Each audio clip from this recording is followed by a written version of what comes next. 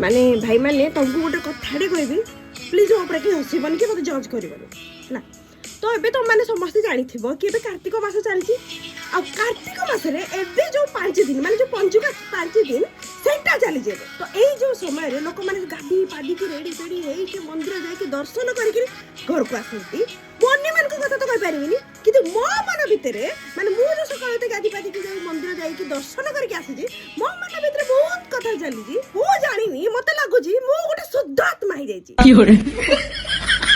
माने मते लागु जी मु पंडित होई जाई छी मु बहुत बड़ा मुंडी मार दे गई जी माने 5 दिन रो जो भक्ति पूरा जलसी उठ जी भितरे माने मते लागु जी मु पूरा माने शुद्ध आत्मा मते माने केही तो मु किछि अशुद्ध लोक नु माने भूल करिनी केबे पाप करिनी किछि भी करनी मु गोटे शुद्ध आत्मा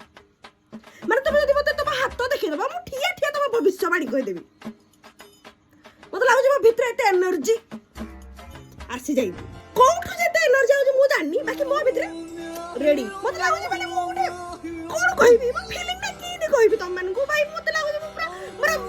कोन कोन गोटे ताड़ी मारी देके आसी जी भगवान को तो पूरा डायरेक्ट कनेक्शन बनै जाई छी जे भगवान मते पूरा एम देखि आशीर्वाद द दउचंदी आज दिन पर मु जानी छी समस्त को एटा माने मैंडेटरी थाए गोटे जे हां 5 दिन उठिकी मंदिर जेबा दर्शन करबो बोली समस्त सेमति करूचंदी मु भी सेमति करूची मानु छी तापर 5 दिन पर जो शीत काकर पड़िबा तो कार सकाळ उठिबा तो छाड़ 10टा जाके आखि तो खुलिबनी की होरे देखा जे